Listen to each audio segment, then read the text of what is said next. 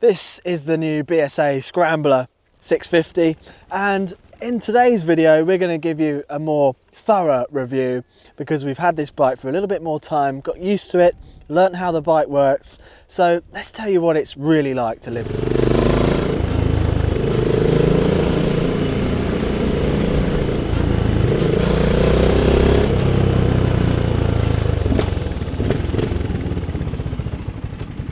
I think it's important to start by saying that this bike is fantastic. It really is. It's a joy to ride. It's an all-round motorcycle. If you want to race across the field here, you could, but it's perfectly happy in any scenario. So if you want a bike that can do pretty much everything, this is really a very good option. It's got plenty of character. I do like this engine. As I've said before, this engine doesn't particularly like being cold. So once it's warmed up, you can get the best out of this bike. When it's a little bit cold, you can find the throttle to be a little bit snatchy. And if you blip the throttle on your downshifts, sometimes it doesn't respond when it's cold. So if you let that clutch out, you might lock up the back wheel. So just give this bike a little bit of time, 5 or 10 minutes to warm up properly, and then you can start blasting around and having an absolute hoot.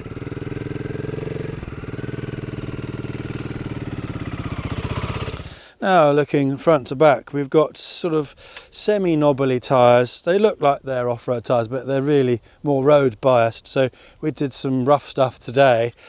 It's sort of dry, powdery mud, and there's not a lot of grip, which you wouldn't expect. You need real proper knobblies for that. You've got right way up forks, which look lovely. I do love them. Brakes are very good. Not so keen on the mud guards here, and this does need to go down further because if it is mucky, you're going to get a lot of muck in the radiator there. Beautiful shaped tank. Nice wide handlebars, not very much pullback, which is good, so the riding position is nice. If you're very tall, you might want to change the handlebars for a taller pair, but they're perfectly all right. This has got accessory bar end mirrors, which are good. You can see a lot of the road behind you. Not so easy to get into your shed or garage though. That's the same on any bike. You've got a nice looking speedometer, but it's off center, so that should be in the middle, and it's a little bit difficult to see the rev range as you're going along.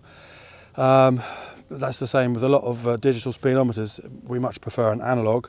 A nice traditional headlight at the front there, nice small indicators. The build quality overall looks pretty good. The engine's nice looking. You've got the fins here, but it's still a water-cooled engine, so you've got the best look with the advantage of water cooling. This one's got accessory guards on the side. Personally, I wouldn't have any of that. I'd take everything off. Even these covers and things, minimalistic's good, but it's up to you, isn't it? You've got the nice little number plate thing there for the scramble look. These accessory bags are very useful. The exhaust has a different sound to the BSA Gold Star. It does feel like you're on a different bike altogether. It's got a nice characteristic little rumble and pops and bangs, so it does sound nice. Seat's comfortable. The mudguard at the back again is way too small. Should be a bigger one coming further back without this extender. Everyone seems to do that these days. It's a shame. So maybe manufacturers will start to just make bigger mudguards. Riding position. I'm 6'2", and it's a nice riding position. You can judge by my height what you would look on the bike. Sheep's talking to me. So yeah, perfectly good riding position on and off road. And when you do open this bike up on the faster roads, it's very quick. So don't feel that you've got no speed on a bike like this. It's a 650, but it's got plenty of oomph.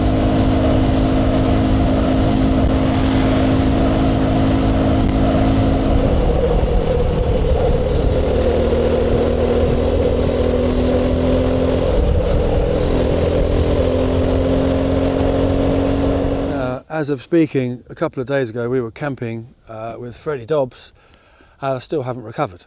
So that's why I can't think of what I'm saying. But if you want to see videos about modern classic motorcycles, particularly, that's what we mainly do, and classic bikes and lifestyle things as well, then subscribe. If you don't like that sort of thing, don't subscribe. So what is the B65 Scrambler like with a pillion? Well, with these bags it's harder to get your leg over, but these are accessory bags. I find that without bags. Do you? Yeah. That's the age. So comfort wise, I'd say for the pillion, the seat is slightly less padded than the one on the Bantam actually, but I'm in a nice position. My feet are in a fine position, so you know, it's fine. So all the specs for this motorcycle you can find on BSA's website, but I'll summarise the most important ones for you here to save your eyes some time.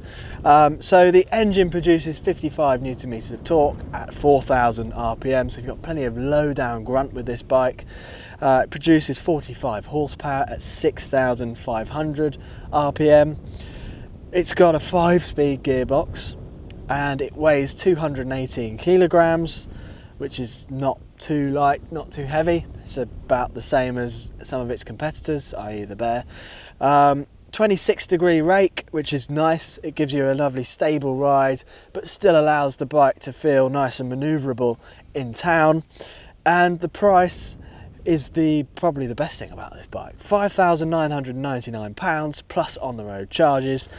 It's a bargain, isn't it? It's an absolute incredible amount of bike for the money. So I would challenge you to disagree with me on that point. And if you did disagree, I would say you probably haven't ridden this bike. So go out and ride one before you come to any conclusions.